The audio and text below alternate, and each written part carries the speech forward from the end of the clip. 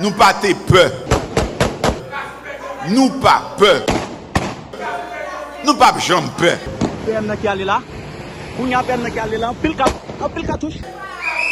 C'est nèg te anouye. Nous dit Mardi Gras, pas peur, c'est mounouye. Bay pays a une chance. Changer métier. Suspendre alimenter chaîne violence là. En 1996, nous avons perdu dans la Tibonite 3 jeunes garçons. Jean-Aubert Sius, Mackinson Michel, avec Daniel Israël. Je dis encore, moi je voulais dire tout le monde, tout secteur, c'est ensemble pour nous sauver le pays d'Haïti.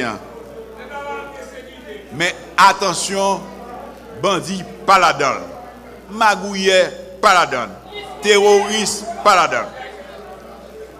La peur doit changer de camp. Li temps pour moun qui paradé à gros âmes, fan foi, avec âmes illégales, moun qui fait menace dans les médias ou sur les réseaux sociaux, moun qui passé autorité de l'État en bas bêtise. M'a met tout le monde ça yo connaît. Mauvais plaisanterie ça yo, vle pas vle, gain pour yo fini. Ça me dit là concerner tout le monde. Tout le monde qui a servi à moun, l'autre monde, individu ça yo, pour régler les affaires politiques yo, ou pour régler toute l'autre cause yo. M'a profité lancer un appel à sens responsabilité média yo cap aider bandits joindre audience ba yo micro pour faire message yo passer pour ka terroriser population. Dans l'autre pays comportement ça te gen conséquences dramatiques nous pas ta mais ouais la caille nous comme ça. Peuple là campé. Peuple souverain campé. Nèg vaillant campé. Peuple haïtien enlevé campé. Nous pas te peur. Nous pas peur. Nous pas jamais peur. C'est nèg te anouye. Nous dit Mardi Gras, pas peur, c'est mounouye. Bay pays a une chance. Changer métier. Suspendre alimenter chaîne violence là. En 1996, nous avons perdu dans la Tibonite 3 jeunes garçons. Jean-Aubert Sius, Mackinson Michel, avec Daniel Israël. Je dis encore, moi je voulais dire tout le monde, tout secteur, c'est ensemble pour nous sauver le pays d'Haïti. Mais attention, bandits pas là-dedans, magouillés pas là-dedans, terroristes pas là-dedans. Mon gouvernement a engagé des discussions sérieuses avec certains pays amis pour l'obtention de la levée de certaines restrictions sur l'acquisition de certains matériels pour nos forces de l'ordre. Plusieurs nous ont promis un soutien effectif en équipement et en matériel de protection, de communication et en formation. Nous espérons voir la concrétisation rapide de telles promesses dans les premières semaines de cette année. Il en va de la survie de notre nation et de la possibilité pour notre pays de sortir du cercle vicieux de l'instabilité politique. Défis politiques également. Dans les prochains jours, je vais recommencer à rencontrer les divers secteurs de la vie nationale pour discuter de la meilleure façon de mettre en place les divers organes prévus dans l'accord du 11 septembre.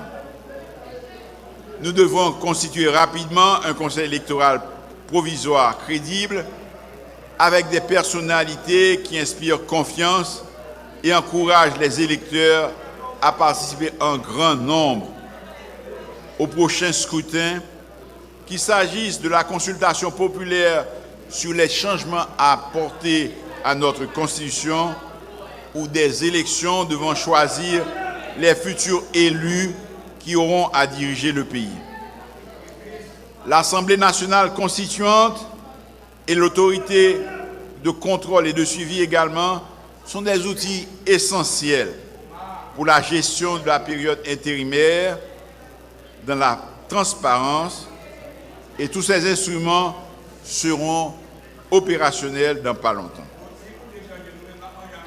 Ces derniers temps, des personnalités ont fait connaître leur position sur des échéances prévues et qui vont arriver dans les jours et les semaines qui viennent. Là encore, je crois que c'est par le dialogue et la concertation que nous parviendrons à gérer ces questions de façon harmonieuse, sans créer des heurts et des tensions inutiles. Défis économiques aussi. L'instabilité politique et l'insécurité ambiante ont impacté négativement la situation économique de notre pays. La valeur de notre monnaie a chuté considérablement et se maintient à un taux qui favorise l'inflation et affecte le pouvoir d'achat de nos concitoyens. Notre déficit budgétaire a atteint des niveaux insupportables qui nous ont obligés à prendre des mesures difficiles, comme la suppression partielle de la subvention pour les produits pétroliers.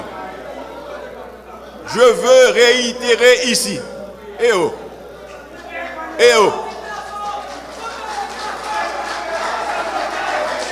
je veux réitérer ici mes félicitations au peuple haïtien pour sa maturité qui lui a permis de comprendre l'impérieuse nécessité de revenir à la vérité des prix dans un contexte aussi difficile. Nous avons l'intention de poursuivre dans la voie de la gestion rigoureuse des finances publiques en engageant une lutte sans merci contre la contrebande qui fait perdre des sommes considérables au trésor public et, je le répète, nous prive des ressources précieuses indispensables pour répondre aux revendications légitimes du peuple. Cela va mécompter ceux qui en profitent, mais c'est une nécessité incontournable et nous le devons bien au peuple haïtien. Nos besoins sont énormes et nos ressources sont très limitées. Il nous faut impérativement augmenter sensiblement les recettes de l'État sans augmenter les taxes. Il va s'agir pour nous de mieux organiser la collecte des impôts et de nous assurer que chacun s'acquitte de sa part. La lutte contre la corruption fait aussi partie des objectifs fixés dans l'accord du 11 septembre. Le gouvernement aura besoin du soutien indéfectible de tous les citoyens en général et des plus jeunes, des pétroliers challengers en particulier. La lutte sera longue et difficile, mais nous ne pouvons pas nous dérober face à cette responsabilité. Nous avons besoin de l'appui de nos bailleurs de fonds et j'ai de bonnes raisons de croire que nous allons l'obtenir cette année.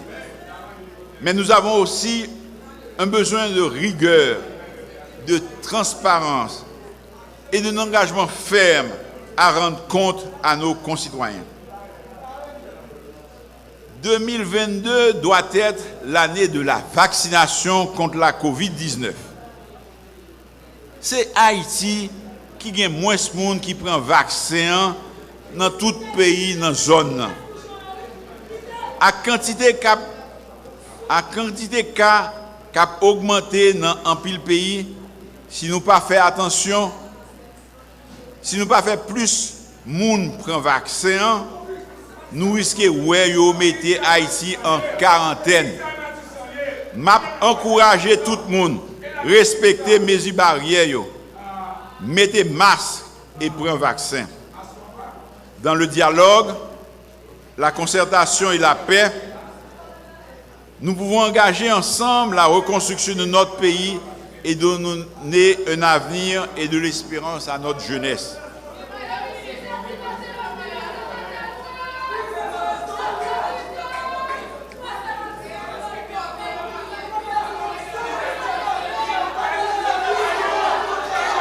Actuellement,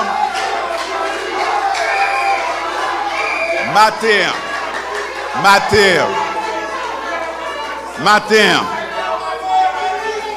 comme traditionnellement dans Haïti, nous sommes allés assister Tédéum traditionnel dans la cathédrale catholique Gonaïve. Malgré toute menace que tu as fait, toute intimidation que tu as fait. Moi, je voulais remercier Claire Géa qui vient célébrer en bas balle Tédéum. Mes remerciements vont aussi, et c'est spécialement à nos valeureux policiers et soldats de l'armée d'Haïti qui ont su faire respecter l'autorité de l'État. Merci à toutes celles et à tous ceux qui se sont rendus à cette célébration et qui ont rendu cette célébration possible. Que 2022 soit une année bien meilleure que 2021.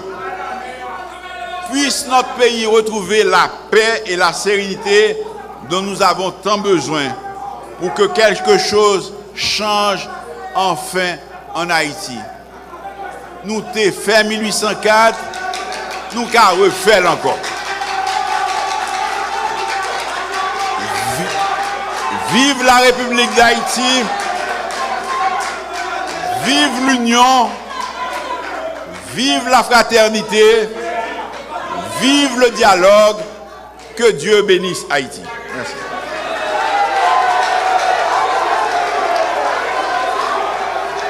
Vous allez signer le livre d'or, monsieur le ministre.